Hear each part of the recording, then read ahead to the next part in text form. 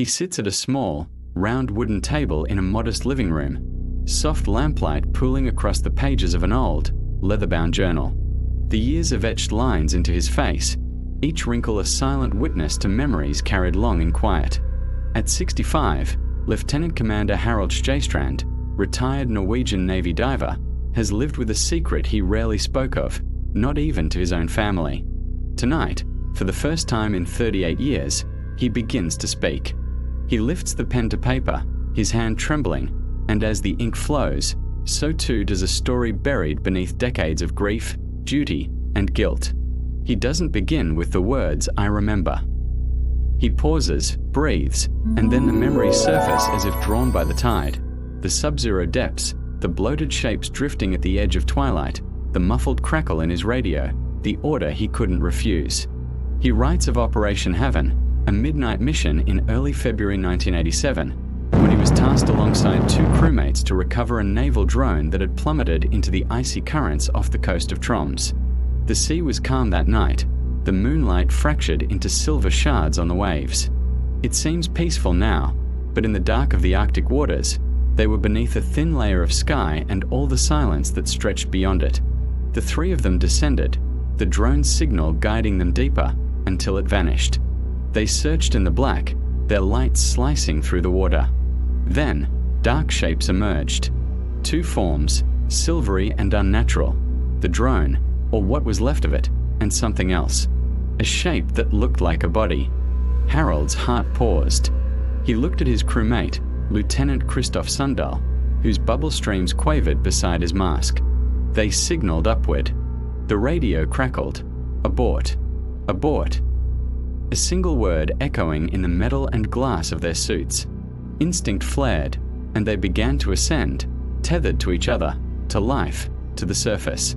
But Christoph's tether snagged on twisted metal. Harold could feel the jerk, the subtle shift in weight. For the briefest moment, he considered letting go. He knew, if he did, that Christoph would vanish into the deep, and he would be alone. But he did not let go. Writing this now, he cannot remember the order himself.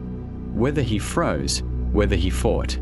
He only knows two tugs, two straining breaths, and then he was on the surface, clawing air, the drone's light pulsing weakly beside him, Christoph silent below.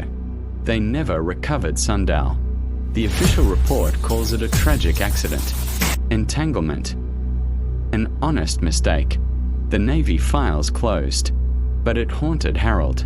Every night he heard the hiss of his own breath as Christoph's air should sound. Every time the wind gusted through the pines by the cabin, he imagined the snap of the tether, the final descent, the water closing around a friend. Over the years, he wrote letters he never sent, to the widow, to the family, each ending with "I'm sorry." He sealed them, then tucked them in a box that he never opened. He resigned quietly, avoiding conversations, avoiding eyes. He swallowed the silence whole, until he reached retirement, when the desire to speak again, to unburden his heart, seized him. He remembers the first notes he scribbled, words trembling as they collided with shame and longing. His voice cracked on the page, then steadied. Tonight, with the journal open, he reads the first line aloud. "My name is Harold Stjeystrand. I was there, and I'm sorry." The confession tastes like salt, fierce and urgent, as if the sea itself courses through his veins again. The lamplight flickers as he breathes. Something in him shifts. He knows that when this recording is released, there will be those who say he is betraying protocol, that is reopening wounds long healed.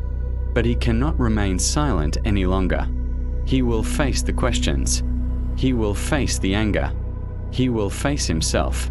Because some truths must be spoken, even if their echoes last a lifetime. The recording clicks off. Outside, the wind stirs the curtains. The silence returns, no longer his alone, but shared.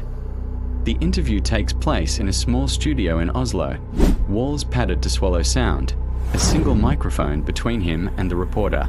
The air smells faintly of coffee and dust. Harold sits stiffly, his navy blazer neatly pressed though the brass buttons have dulled with time. His voice is low, almost hesitant at first, as if every word risks breaking the surface tension of decades. They told us it was a retrieval, he says, eyes fixed somewhere beyond the table. Just a routine dive. 40 meters. In and out. He pauses, swallows, and his knuckles whiten against the coffee cup. But it was never routine. The reporter leans in. What do you mean? Harold's gaze sharpens, pulling her into a memory. February 1987. The temperature barely above -10. The sea steaming faintly in the morning light like the breath of some vast creature. They boarded the Zodiac at dawn, the inflatables motor growling as it carried them toward the coordinates. The drone, a prototype, was worth millions, they were told. Sensitive equipment. National security. Failure wasn't an option. He remembers the way the ice crunched against the hull as they pushed farther into the fjord. Water so dark it seemed to drink the daylight. The dive itself began without drama. Weighted belts tightened, tanks checked, regulators tested. They tipped backward into the black, bubbles streaming up like quicksilver. It took minutes for the sunlight to vanish entirely, their world reduced to the pale beams from their helmet lamps. Then the signal, faint but steady, guiding them down. That's when he saw the first glint of metal. At first he thought it was the drone, but the shape was wrong. Angular, too large. He swept his lamp across it. A section of wreckage, old and encrusted with barnacles. And there, half caught in the frame, fabric, a sleeve, a hand. Christoph saw it too. His breathing quickened, a cloud of bubbles spiraling upward.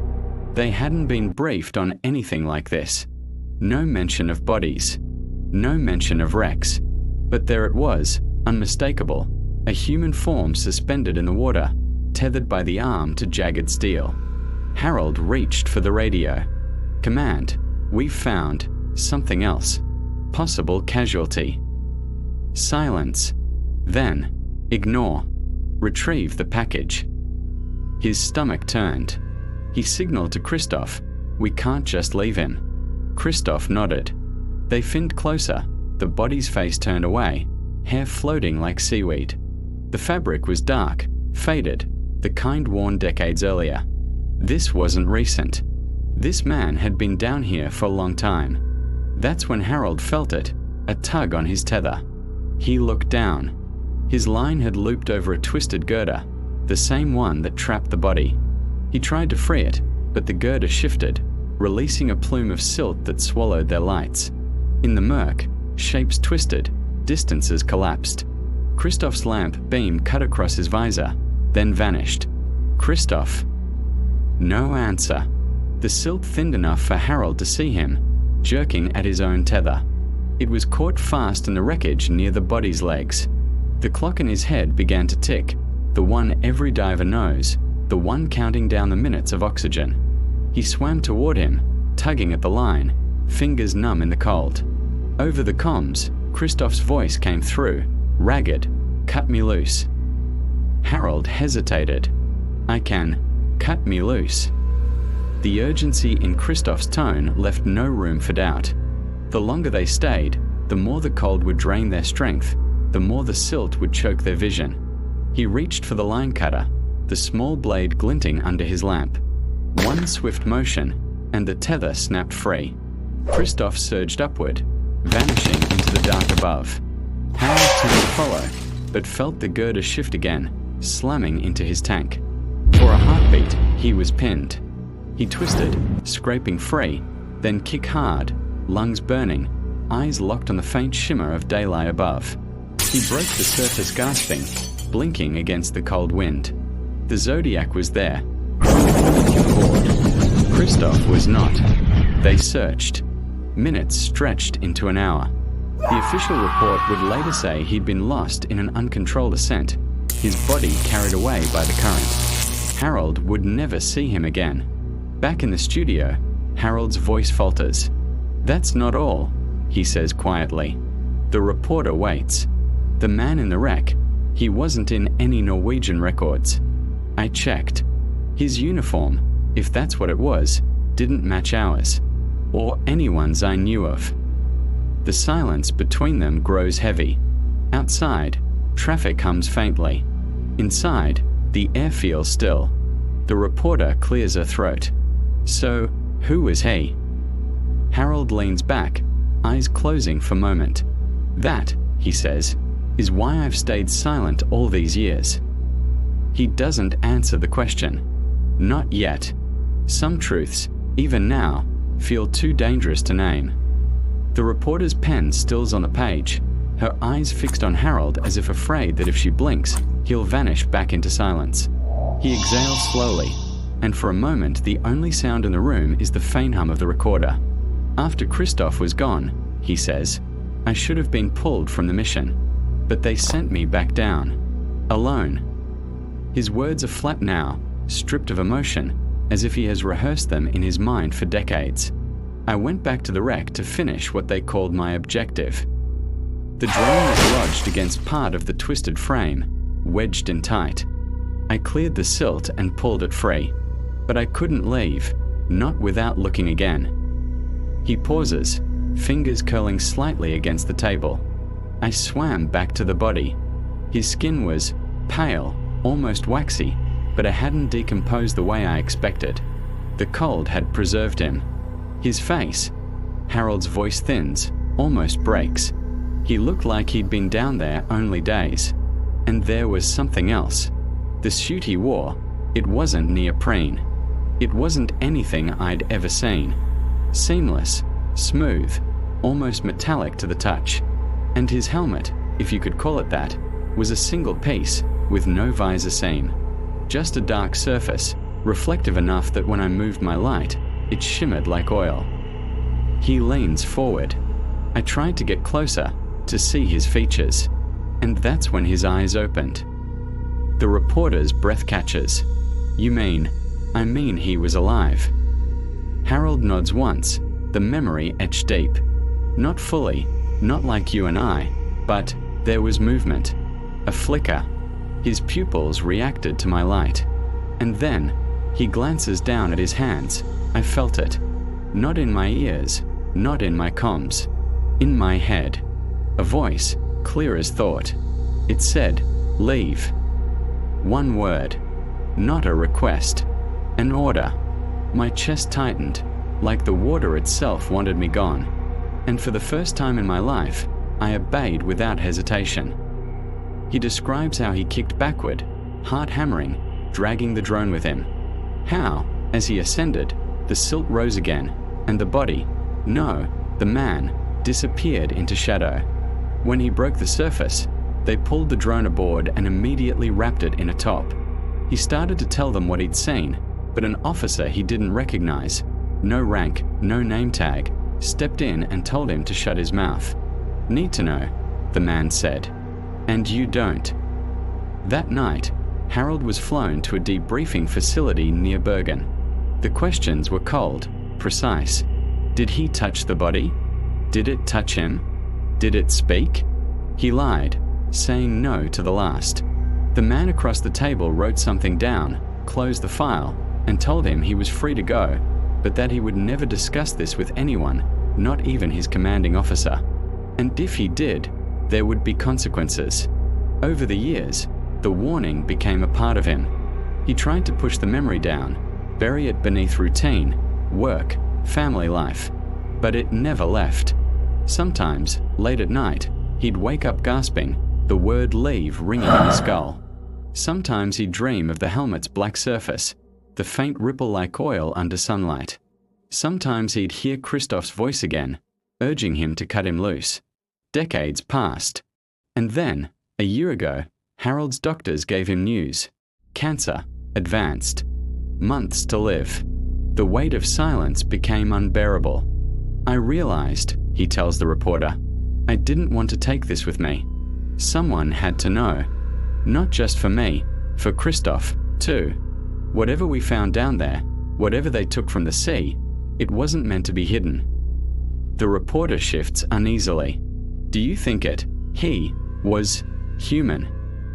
Harold's gaze holds hers, unblinking. "I don't know. I know he looked human. But the suit, the helmet, the voice in my head, He shakes his head. If he was human, he wasn't from our time. Maybe not from our world. He leans back, the effort of speaking weighing on him. I've thought about that order. Leave. And I've wondered, did he mean leave him in peace? Leave the wreck alone? Or did he mean leave this place entirely? This planet? The recorder clicks softly as it reaches the end of its tape. Neither of them moves to restart it. Outside, the Oslo evening has darkened, the city lights flickering like distant buoys.